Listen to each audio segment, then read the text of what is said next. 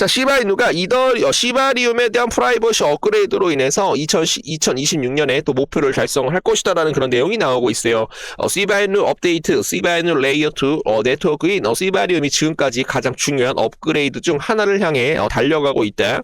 자만은 2020년 프라이버시 로드맵을 확인을 하였으며 이를 통해 시바이누 생태계에 대한 온체인 기밀성과 프라이빗 스마트 계약 실행을 도입할 예정이다라고 얘기가 나오고 있습니다.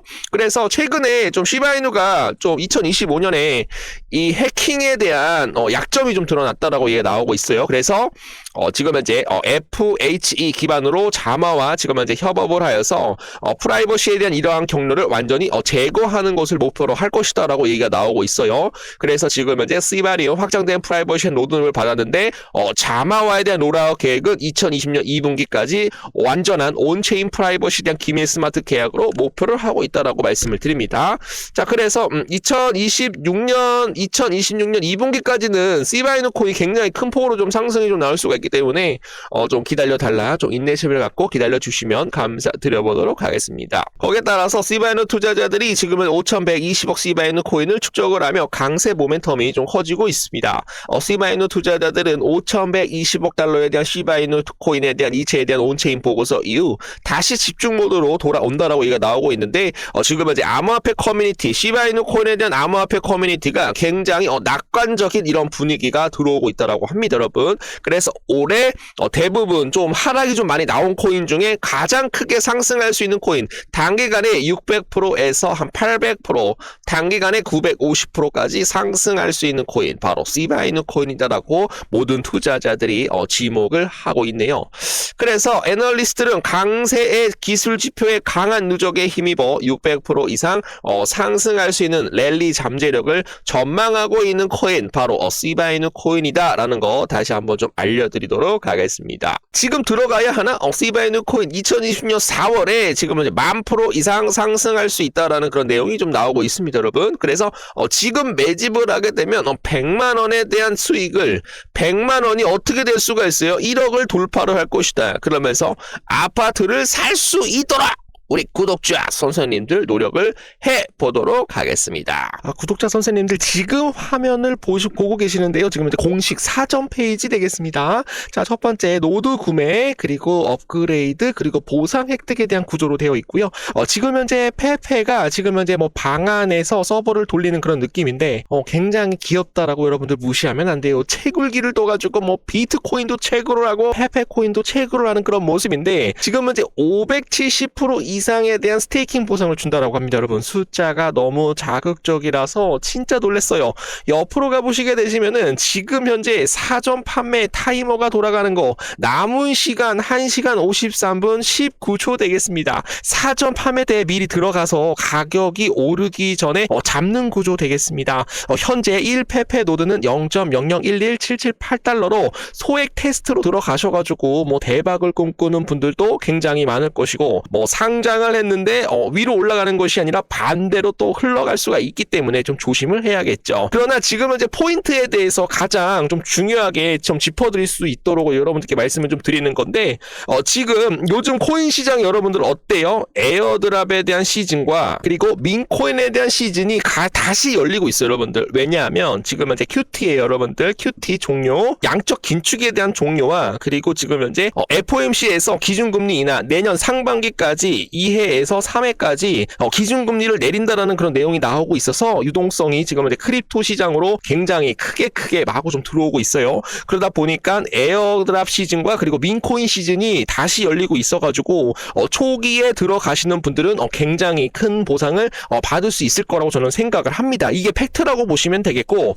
근데 우리 구독자 선생님들 같은 경우는 뭐 지금은 에어드랍 들어가라, 지금은 이제 민코인 새로 나온 거 들어가라 이렇게 말씀을 드리는 게 아니라 항상 말씀드리지만 민코인은 어때요, 여러분들? 리스크 자체가 굉장히 높아요. 그래서 제가 오늘 보여드리는 이유는 투자에 대한 강요가 아니라 정확한 정보를 알고 들어가자, 정확한 정보를 알고 움직이는 것이 어떻게 보면 우리가 좀 수익을 안전하게 볼 수 있다라고 말씀을 드립니다. 그래서 중요한 거는 이런 신규 프로젝트는 타이밍과 정확한 정보가 생명이에요. 어떤 건 에어드랍을 줘버린다라고 얘기를 하고 있고, 어떤 건 노드 보유자 보유자에게만 보너스를 퍼줍니다. 그래서 제가 이런 신규 이벤트 그리고 에어드랍에 대한 정보 그리고 실제 참여 방법까지 전부 정리해서 문자로 좀 보내드릴 수 있도록 할 테니까 010-9627-3205 에어드랍이라고 4글자만 넣어주시게 되시면은 여러분에게 무료로 좀 알려드려 보도록 하겠습니다.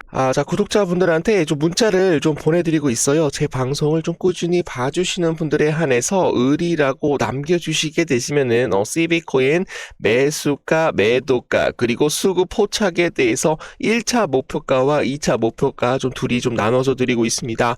그래서 CB코인을 좀 봐주시게 되시면은 요 구간에서 매수를 해가지고 요 구간까지 매도를 하였고 다시 한번 N자 파동으로 돌아 나갔었을 때 다시 한번 수익 실현을 해드려 보도록 하겠습니다. 자, 그리고 이제 금전에 대한 요구는 거의 없거든요, 여러분들. 그냥 을이라고만 남겨주시게 되시면은 무료로 보내드리도록 하겠습니다. 그래서 좀 단타 코인을 또 받아보고 싶다라고 하시는 분들 한번 받아보시고 좀 나랑 안 맞다라고 하시는 분들은 그냥 나가시면 되는데 충분히 좀 받아보셔가지고 단기간에 10% 단기간에 20%까지 좀 점심값 짭짤하게 좀 수익을 내드릴 수 있도록 하겠습니다. 을이라고 남겨주시게 되시면은 지금 바로 보내드려 보도록 할게요. 자, 거기에 따라서 돌연 올스톱된 차기 연준 의장에 대한 면접이라고 해요. 케빈 해시시 유력하다라고 얘기가 나오고 있는데 미국에 대한 통화 정책을 결정하는 연방준비 제도를 이끄는 차기 의장 후보를 결정하는 절차가 돌연 올스톱되었다. 왜 올스톱이 된 거예요? 도널드 트럼프 미국 대통령이 후보군에 있던 케빈 해시시 이 사람입니다, 여러분. 케빈 해시 국가경제위원회 지금 현재 위원장에 사실상 낙점됐다라는 뉘앙스가 담긴 발언을 한 영향으로 받은 것으로 풀이가 되는데요. 월가에서는 해시에 대한 차기 의장에 임명될 경우 기준금리가 현 수준보다 확 내려갈 것이다. 기준금리가 빠르게 낮출 것이다라고 예상을 하고 있습니다. 해시스는 현재 차기 연준 의장 영순위로 지금 현재 지목이 되고 있다라고 합니다.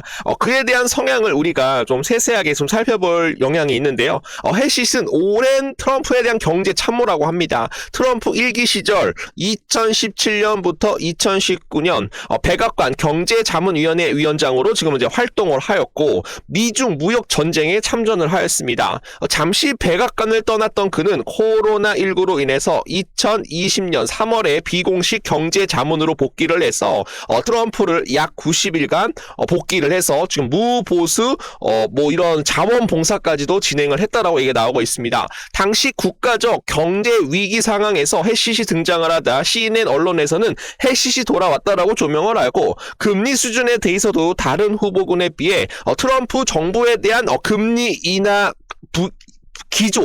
금리 인하 기조와 맞다라고 굉장히 잘 맞다라고 평가가 되고 있습니다. 2090년 연준 이코노미스트에 근무한 적이 있는 그는 최근 언론 인터뷰에서 대통령은 미국 국민이 더 낮은 금리로 자동차 대출을 많이 받고 모기지 대출을 좀 더 쉽게 받을 수 있도록 접근을 해야 된다.